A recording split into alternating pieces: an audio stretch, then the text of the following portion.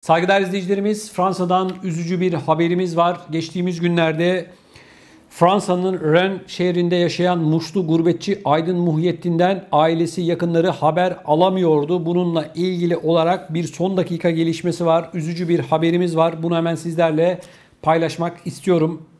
Fransa'da önceki gün gölette bulunan bir cesetin birkaç gün önce kaybolan gurbetçi gence ait olduğu ortaya çıktı.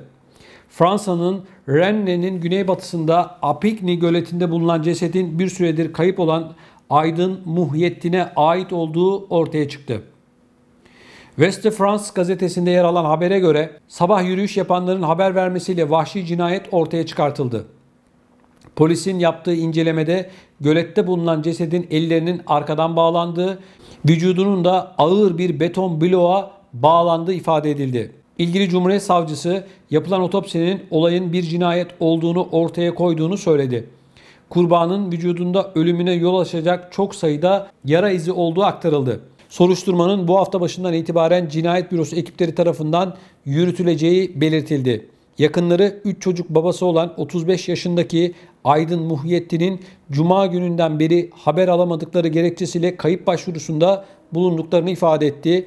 Gurbetçi gencin son olarak Cuma gecesi saat 23'te kahveden ayrıldığı ve bir daha da haber alınamadığı belirtildi. Üzücü bir durum. Allah rahmet eylesin. Yakınlarına da başsağlığı diliyorum. Değerli izleyicilerimiz, Fransa'da tam bir tiyatro oynanıyor. Bakın, Fransa eski Sağlık Bakanı yeni tip koronavirüs salgınında başkalarının hayatını tehlikeye atmaktan yargılanacak.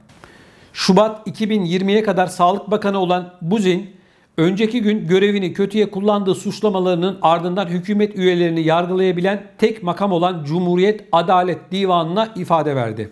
Sonrasında hakkında salgında başkalarının hayatını tehlikeye atmak suçu yöneltilmesine karar verildi. Buzyn, Çin'de ilk resmi vakaların görülmesinden bir ay sonra 2020 Ocak ayında hastalığın Fransa'ya gelmesi konusunda gerçek bir risk olmadığını söylemişti. Buzyn bir ay sonra ise Paris Belediye Başkanlığı yarışına katılmak için bakanlıktan ayrıldığında ise koronavirüsün tsunami gibi vurabileceğini söyleyerek kendisiyle çelişmişti. Soruşturma hakimleri Buzyn'in bir felaketle mücadelede gerekli önlemleri almaktan kasten kaçınma suçundan kabahatli olabileceğini ancak suçlama yöneltilecek derecede kanıt olmamasından dolayı davada destekli tanık olarak dinleneceğini bildirdi. Bakan salgına müdahaleden ötürü yargılanacağı açıklanan ilk eski hükümet yetkilisi oldu. Bakın şimdi bu bir tiyatro. Şimdi dünya kasıp kavruluyor. Koronavirüs deniliyor, aşı deniliyor. Yeniden işte yeni dünya düzeni, büyük sıfırlama. Yani dünyada bir kaos durumu söz konusu.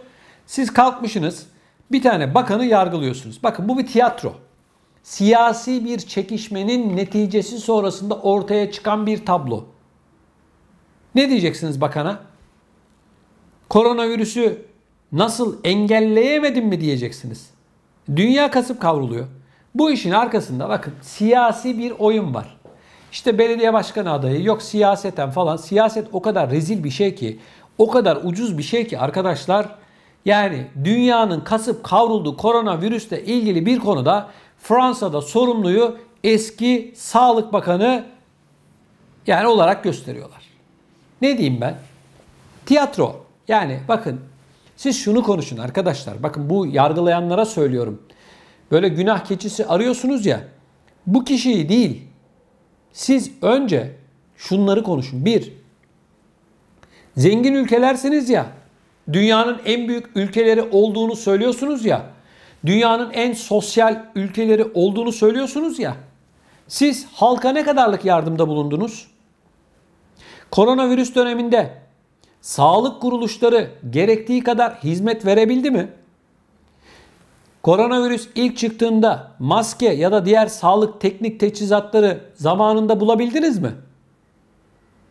Hiç kimse bunlarla ilgilenmiyor. İşin şov kısmında. Peki aşılara geldik. Fransa'da Macron çıkıp dedi ki bu ilk çıktığında biz dedi aşılara ciddi oranda aşı aldık dedi. Aşıyla bu işi çözüyoruz dedi.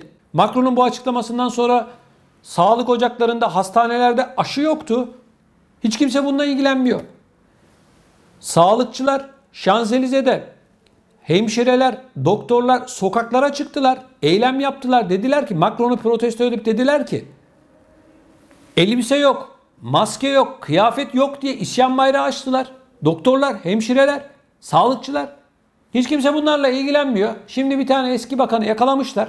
Siyasi oyunlar hepsi. Alaşağı etmek için seni yargılıyoruz. Koronavirüsle ilgili yeteri kadar tedbir almadın. Sen bu bakanı yargılayacağına Macron'u çağır, de ki gel bakalım buraya. Sen bu hükümetin başkanı değil misin? Hep bir tiyatro. Bak, hep bir tiyatro. Avrupa koronavirüs döneminde sınıfta kaldı. İlk çıktığında bu koronavirüs döneminde havalimanlarında birbirlerinin maskelerini çaldılar. Birbirlerinin maskelerini çaldılar. Evet, el koydular havalimanlarında. Sen bunların hesabını ver Macron. Bunları konuş. Bakanı yakalamışlar. Seni yargılıyoruz. Allah Allah. Yani Macron'un hiçbir suçu günahı yok. Sağlıkçılar, vatandaşlar sokaklara dökülüyor. Hala protestolar devam ediyor. Fransa'da sokaklardaki özellikle hafta sonları ülkenin pek çok noktasında alınan bu tedbirleri insanlar protesto ediyorlar. Hiçbir tanesini çağırıyorlar mı? Gel kardeşim sen buraya bakayım. Ne istiyorsun diye soruyorlar mı? Sizin derdiniz ne diye soran var mı? Hani demokrasi? Hani insan hakları? Söze gelince arkadaşlar hepsi mangalda kül bırakmıyorlar. İşte yakalamışlar bir tane kadını. Biz seni yargılıyoruz. Sen koronavirüsle ilgili olarak gerekli tedbirleri almadın diyorlar. Tiyatro arkadaşlar, bu koronavirüs bakın. Yani net bir şekilde bu tedbirler boyutunda, işin ekonomik boyutunda bir senaryo var. Bu senaryoyu birileri oynuyor. Şimdi aşı dediler. 2 doz, yetmedi 3, yetmedi 4, 5, 6, ölene kadar aşı. Para var işin içerisinde. Değil mi? Ben kimseye aşı olun ya da olmayın demiyorum. Ben bilemem. Herkesin kendisinin karar vermesi gereken bir şey. Ben doktor değilim. Hekimlerinize danışın.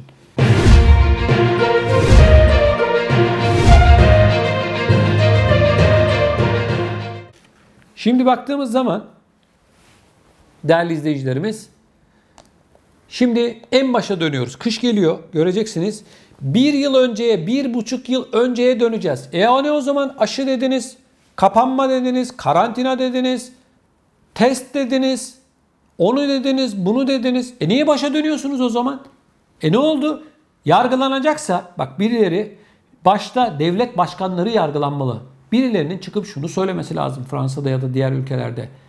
Madem bu kadar önlem aldırdınız bize, niye biz başa dönüyoruz? Diye birilerinin çıkıp bunu sorması lazım.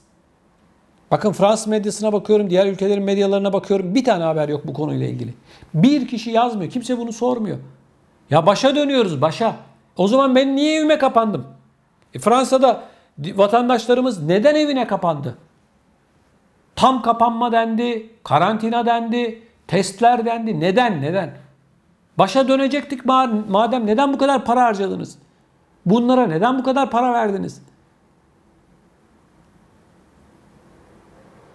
Hiç kimse bunu sormuyor arkadaşlar. İnanın bana. Bakın Fransız medyasına her gün bakıyorum. Bir kişi çıkıp, bakın tek bir kişi dahi hiçbir şekilde sormuyor bunları. Başa dönüyoruz ya, başa. Yok arkadaşlar. Hiçbir yerde yok. Ne bir yorumda, ne bir haberde. Göreceksiniz önümüzdeki günlerde vaka sayılarında patlama olacak. Yine biz günlük olarak diyeceğiz işte Fransa'da vaka sayısı şu kadar, Almanya'da bu kadar. Bu haberleri vermekten ben çok mutlu değilim ama dünyanın kasıp kavrulmuş olduğu bir konuyu da görmezlikten gelemem. Mümkün olduğu kadar perde arkasında dönen dolapları anlatmaya çalışıyorum. Çok fazla şöyle oldu böyle oldudan ziyade perde arkasında bu adamlar, bu kişiler neyi planlıyorlar?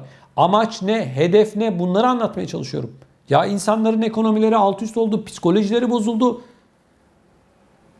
İş yerleri battı, işsiz kaldı insanlar, yeteri kadar sosyal yardım yapılmadı. Hiç kimse bunları hala yargılamıyor, sormuyor. Ya yeri geldiklerinde bu ülkeler diyorlar ki biz dünyanın en zenginiyiz, en demokrasi olan ülkeyiz diyorlar. Hepsi yalan dolan o zaman. Böylesine 100 yılda bir meydana gelen, böylesine sıkıntılı bir dönemde sen vatandaşının yanında olmayacaksın da ne zaman vatandaşının yanında olacaksın? Ben bunu merak ediyorum. Ne zaman? Diyorsunuz ya büyük devletiz diye. Niye vatandaş kardeşim kan ağlıyor? Bakın Fransa'da fiyatlar almış başını gidiyor. Markette, çarşıda, pazarda fiyatlar uçtu. Ev kiraları uçtu. Ev fiyatları uçtu. Niye hiç kimse çıkıp demiyor ki kardeşim biz geçinemiyoruz bu parayla? Neden? Verilen sosyal yardımlar yetmiyor. Niye kimse bunları söylemiyor? Sosyal devlet bu mu? 100 yılda bir meydana gelen böylesine büyük bir olayda vatandaşının yanında olmayacaksın. Ne zaman olacaksın? Soru bu. Fransa'da yaşayan vatandaşlarımız bu konuyla ilgili ne düşünüyorlar çok merak ediyorum. Lütfen bu konuyla ilgili olarak görüşlerinizi videomuzun altına yazın. Bunun yanı sıra kanalımıza abone olmadıysanız da mutlaka abone olmanızı rica ediyorum. Sizlerden hasreten bunu bekliyorum.